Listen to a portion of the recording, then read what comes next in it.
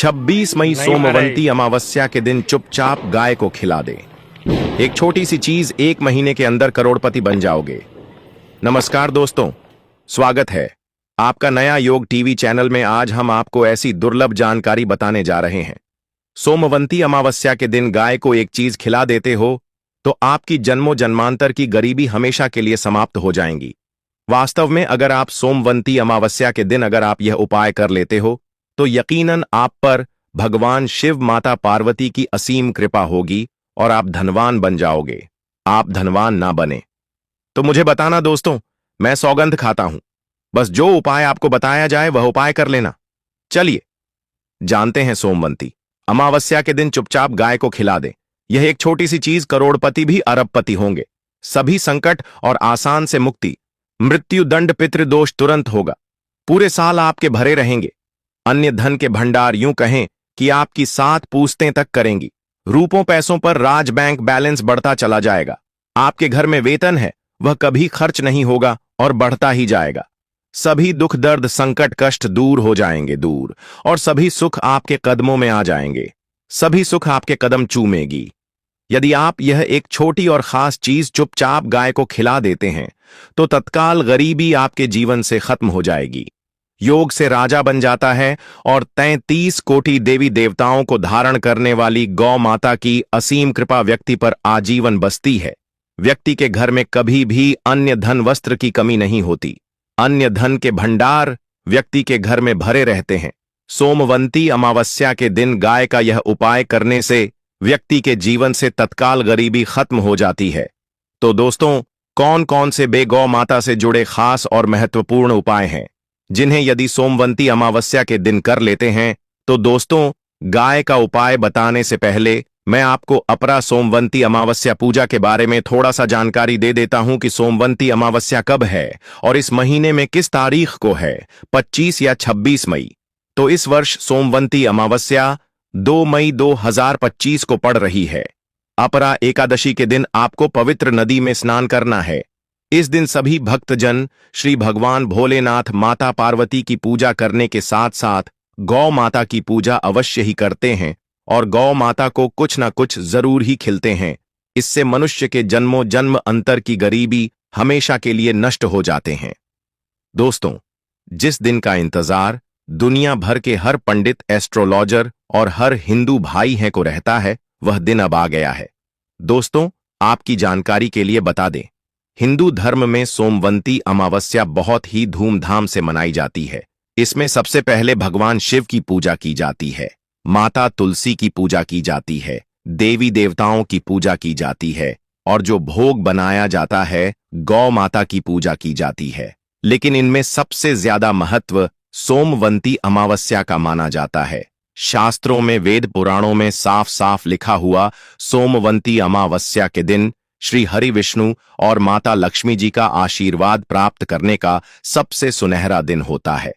इस दिन भगवान विष्णु माता लक्ष्मी जी बहुत ही ज्यादा प्रसन्न मुद्रा में होते हैं और अपने दोनों हाथों से अपने भक्तों पर कृपा बरसाते हैं।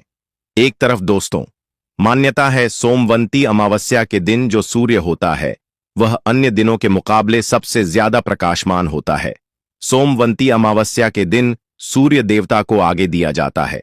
महिलाएं सोमवंती अमावस्या का व्रत रखती हैं। दोस्तों, अगर आप नहीं जानते तो आपकी जानकारी के लिए बता दें, एक व्यक्ति की कुंडली में अगर चंद्र ग्रह की स्थिति अच्छी है तो उसे व्यक्ति का भाग्य हमेशा उसका साथ देता है। वह व्यक्ति जिस कार्य को भी शुरू करता है उसे कार्य में उसको सफलता प्राप्त होती है। इसीलिए सोमवंती अमावस्या को हमारे हिंदू धर्म में बहुत ही ज्यादा विशेष और खास महत्व दिया गया है। आप लोगों की जानकारी के लिए बता दें, सोमवंती अमावस्या के दिन 52 तरीके के शुभ योग बन रहे हैं। कहीं सालों के बाद सूर्य का प्रकाश इतना प्रकाशमान होगा जितना कभी नहीं हुआ। 130 साल में ऐसा दुर्लभ संयोग बनने जा रहा है। लक्ष्मी योग, ग्रह योग, नक्षत्र योग, अमृत सिद्धि योग जैसे शुभ योग का निर्माण हो रहा है, क्योंकि सोमवंती अमावस्या के समय में पूरे दिन का व्रत करना चाहिए और भगवान भोलेनाथ माता पार्वती जी का आशीर्वाद प्राप्त होता है। सोमवंती अमावस्या के दिन ब्रह्म मुहूर्त में सोकर नहीं उठ सकते हैं। किसी पवित्र नदी में जाकर स्नान नहीं कर सकते हैं। पूरे दिन का व्रत नहीं रख सकते हैं? वैसे तो दोस्तों, सोमवंती अमावस्या के दिन स्नान और प्रातः का विशेष ही महत्व होता है। लेकिन इस दिन अगर आप ज्योतिष शास्त्र तंत्र शास्त्र के अनुसार एक गाय वाला उपाय विधि विधान से सोमवंती अमावस्या वाले दिन कर लेते हैं तो आपकी जन्मों जन्मांतर की गरीबी हमेशा के लिए समाप्त हो जाएंगी। वास्तव में अगर आप सोमवंती अमावस्या के दिन अगर आप यह उपाय कर लेते हो तो यकीनन आप पर श्री हरि विष्णु और माता लक्ष्मी की असीम कृपा होगी और आप धनवान बन जाओगे। इस दिन सभी वक्त जन श्री हरि विष्णु तथा माता लक्ष्मी की पूजा करने के साथ साथ गौ माता की पूजा अवश्य ही करते हैं और गौ माता को कुछ ना कुछ जरूर ही खिलते हैं। अब आप सोच रहे होंगे कि गाय को ऐसा क्या खिलाने से और ऐसा क्या उपाय करने से आपको भगवान विष्णु और माता लक्ष्मी का आशीर्वाद मिल सकता है। तो दोस्तों, आपने देखा होगा जब भी आपके घर पर दिवाली की पूजा होती है या धनतेरस की पूजा होती है या फिर सोमवंती अमावस्या की पूजा होती है तो आपके घर वाले गौ माता की पूजा जरूर करते हैं और गौ माता को जो भोग होता है उसमें से कुछ ना कुछ खिलाते हैं। ज्यादा नहीं तो 2 पूरी अवश्य ही खिलाते हैं। तो दोस्तों, आपको इस उपाय को सोमवंती अमावस्या वाले दिन ही करना है और सूर्य देव को आगे देना है और उनकी विधि विधान से पूजा करना है। इस बार जो सोमवंती अमावस्या क्योंकि इस वीडियो में आपको गौ माता से जुड़े उपाय के बारे में बताने वाले हैं जिन्हें करने से आपके जीवन के जो भी दुख दर्द संकट है या कामयाबी होने में कोई बाधाएं आ रही है, सभी से छुटकारा मिलने वाला है। यूं कहें कि आपके जीवन में अपार धन सुख, कभी भी धन से संबंधित परेशानी नहीं रहेगी। यदि आपकी जिंदगी प्रबल हो जाएगी, धन प्राप्ति के योग्य बन जाएंगे और जीवन में सदैव अन्य धन के भंडार आपके घर में भर रहेंगे। अन्य धन वस्त्र कभी कमी नहीं होगी। आपको बता दें, इस सोमवंती अमावस्या की पूजा के साथ साथ हनुमान जी, मंगल देवता और भगवान शनिदेव की भी पूजा जरूर करनी चाहिए। आपको बता दें कि इस दिन यदि आप हनुमान जी और मंगल देवता भगवान शनिदेव की पूजा करते हैं तो मंगल का ग्रह जनित दोष भी दूर हो जाता है। व्यक्ति के जीवन में धन सुख संपत्ति की प्राप्ति हो जाती है। समस्त मनोकामना व्यक्ति की पूर्ण हो जाती है। दोस्तों, आपको हम बता दें कि ऐसी ज्ञानवर्धक जानकारी आपको हम पैसों में भी बांट सकते थे, पर हमारे चैनल का मकसद है जनहित में जन कल्याण एवं जन सेवा करना। इसीलिए आपके लिए जो जानकारी बताते हैं वह फ्री में बताते हैं, इसलिए आप इस वीडियो को भी जरूर लाइक करें। और दोस्तों, मैं आपसे एक अनुरोध और करना चाहूंगा कि आप अपनी राशि कमेंट बॉक्स में जरूर डाल दें, जिससे कि आपकी राशि के अनुसार हम आपको कुछ ऐसे उपाय बता सके जिससे आपको लाभ की प्राप्ति हो। क्योंकि हम राशि से जुड़े उपाय भी आपको बताते हैं, तो आप कमेंट बॉक्स में अपनी राशि हमें जरूर बताएं या अपना नाम बताएं, जिससे आपके लिए कुछ हम ऐसे उपाय बता सके। साथ में जय गौ माता अवश्य लिखें। दोस्तों, साथ ही से एक उपाय तो जरूर करना है। गाय का उपाय बताने से पहले एक उपाय आपको बता दें। इस उपाय को लाइक जरूर करें। क्या करें कि शाम के समय पीपल के पेड़ के नीचे आपको सरसों का चौमुखी दीपक, आटे का दीपक बनाना है। चौमुखी दीपक में आगे की बाती लगाकर सरसों के तेल का दीपक जला देना है। आटे का दीपक बनाएं, जो मुख्य तेल डालें उसमें बाती ही डालें। लाल वाली कलावे की दीपक जला दें। 4-4 बाती लगाकर चारों दीपक मतलब 4 भाग उसके बन जाएं। हर एक भाग को जलाएं और बीच में 2 सबूत फूल वाले लौंग भी डाल दें। फिर देखिए कैसे चमत्कार आपके जीवन में होता है। शाम के समय जलाकर उसे छोड़ें, मनोकामना मांगकर छोड़ दें। दोस्तों, अभी तक अपने चैनल को सब्सक्राइब ना किया हो तो जरूर कर ले। इससे आपको और भी ज्ञानवर्धक जानकारी सीधे माध्यम से प्राप्त हो सके। दोस्तों, यह गौ माता वाला उपाय बहुत ही प्रभावशाली उपाय बताया।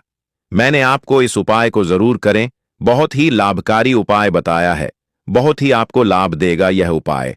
और अब बात करें गौ माता से जुड़े कौन कौन से उपाय आपको इस दिन मतलब गाय से जुड़े, जिन्हें करने से व्यक्ति को 7 पीढ़ियों तक बैंक बैलेंस की कमी नहीं होती, दुख दर्द संकट कष्ट दूर हो जाते हैं और सभी सुख व्यक्ति के कदमों में आ जाते हैं। तो दोस्तों, सोमवंती अमावस्या के दिन आपको भगवान भोलेनाथ, माता पार्वती की विधि विधान से पूजा करना है और उसी के साथ गौ माता की पूजा अवश्य करना है। और गौ माता को जो भोग सोमवंती अमावस्या पूजा के लिए बनाया गया था, उसे भोग से 2 पूड़ी जरूर ही खिला देनी है।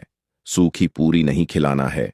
पूड़ी के ऊपर आप मिठाई या कोई सब्जियां, हलवा जो भी बनाया है वह आपको गौ माता को जरूर ही खिलाना है।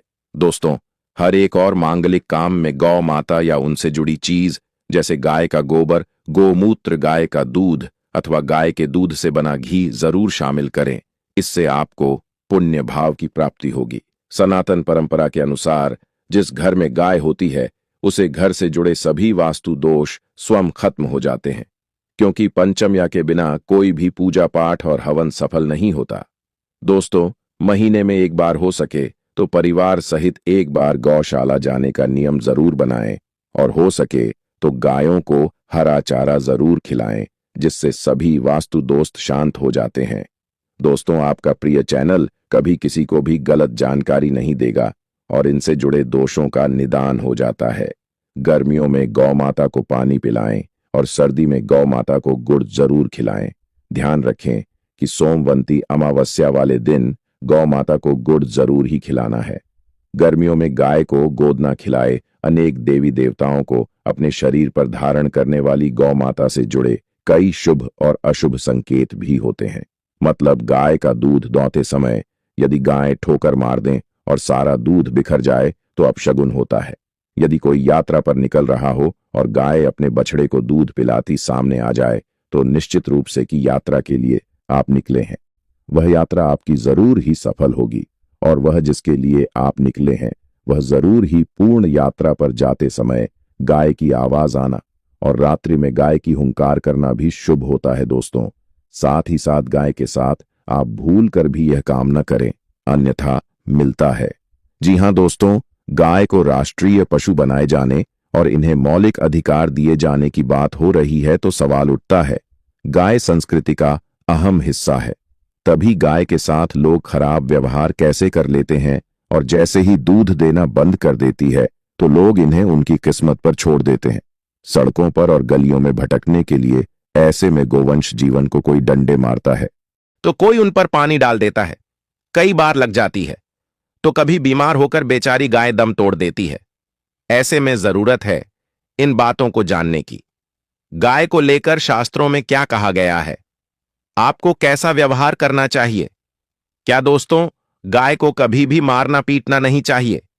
शास्त्रों में गाय को माता का दर्जा दिया गया है। गाय को मारने वाला माता को मारने पीटने वाले के समान पाप का भाग्य समझा जाता है। नरक लोक में वर्षों तक कष्ट भोगना पड़ता है। अगले जन्म पशु योनि में मिलता है कि गौतम मुनि ने गलती से गाय को डंडा मार दिया था, जिस गाय की मृत्यु हो गई थी, और इस पाप से मुक्ति के लिए इन्हें वर्षों तक तपस्या करनी पड़ी।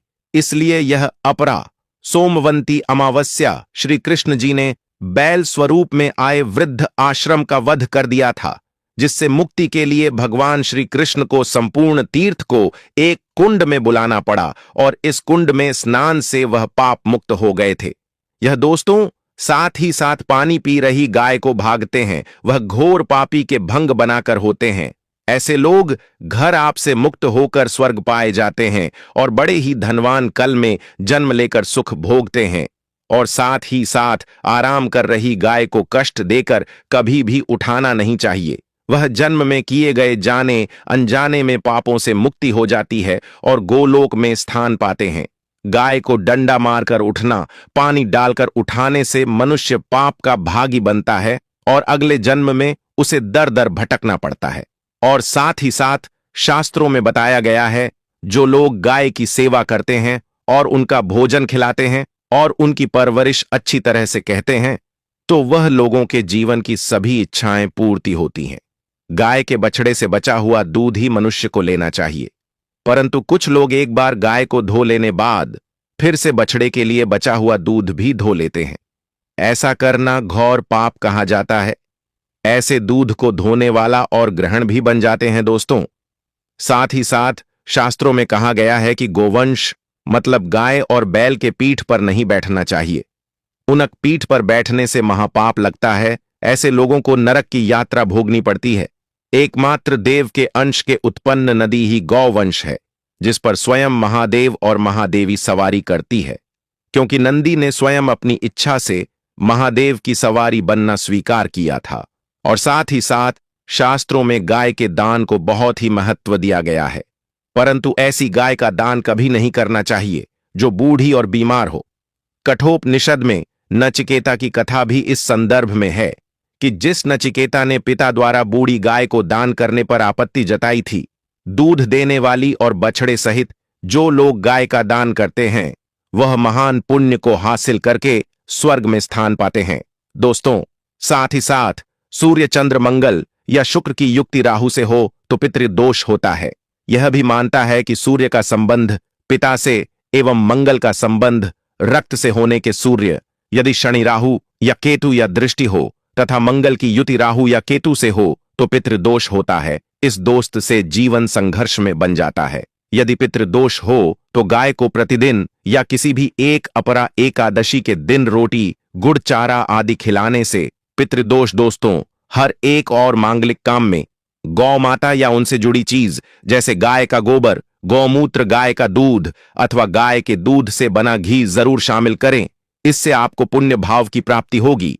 सनातन परंपरा के अनुसार जिस घर में गाय होती है उसे घर से जुड़े सभी वास्तु दोष स्वयं खत्म हो जाते हैं। गाय के ऊपर जो कुबड़ होती है वह बृहस्पति गुरु है। अतः जन्मपत्री में यदि बृहस्पति अपनी नीच राशि मकर में हो या अशुभ शिवलिंग में जा रहे हों और सामने से गौ माता आई हुई दिखाई दे तो गौ माता को अपनी दाहिनी ओर से जाने देना चाहिए। आपकी यात्रा जरूर ही सफल होगी। और साथ ही साथ यह संकेत भी जान ले, यदि आप यात्रा पर जा रहे हैं और सामने आपके गाय पड़ जाएं अथवा अपने बछड़े को दूध पिलाती हुई सामने गए दिखाई दे जाए तो समझ जाना कि वह यात्रा आपके लिए जरूर ही सफल होगी। और साथ ही साथ जिस घर में गाय होती है उसमें वास्तु दोष स्वतः ही खत्म हो जाता है। और आप भी रोटी बनाएं, प्रतिदिन ताजी रोटी ही बनाएं। गाय को अगर आपने रोटी बनाई है तो कोशिश करें कि उसे रोटी को आप तुरंत ही गाय को खिला दें।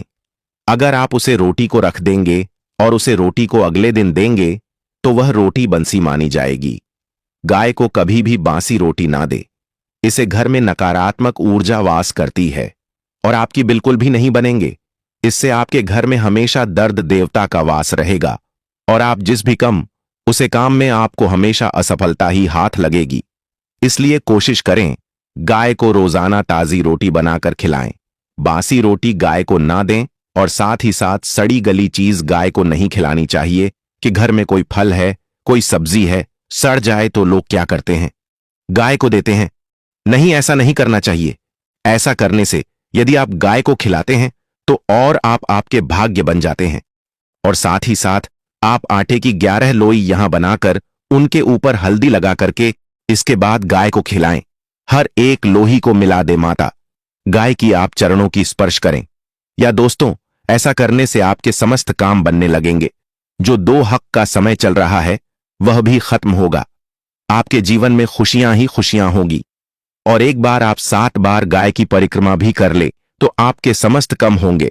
और साथ ही साथ आप गाय को जब भी रोटी दे, रोटी पर या तो आप थोड़ी हल्दी लगा लें, अगर अच्छा ना हो तो आप थोड़ा रख सकते हैं, थोड़ा घी रख सकते हैं। या दोस्तों, गाय को कभी भी सूखी रोटी ना खिलाए। सूखी का मतलब गए रोटी रखें, उसे पर कुछ ना कुछ रखकर खिलाए। हल्दी रख ले, मिश्री की या जो भी रख ले, मतलब खाली रोटी नहीं खिलानी। इस बात का जब भी आपको शुभ फलों की प्राप्ति होगी।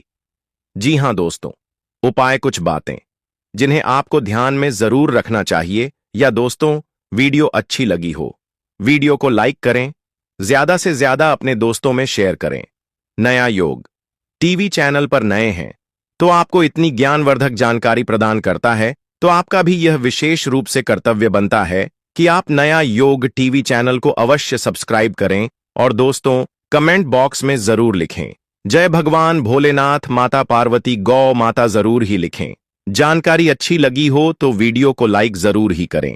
और चैनल पर नए हैं तो चैनल को सब्सक्राइब कर लें ताकि किसी भी प्रकार की और भी ज्ञानवर्धक वीडियो आपको सीधे नोटिफिकेशन के माध्यम से प्राप्त हो सके।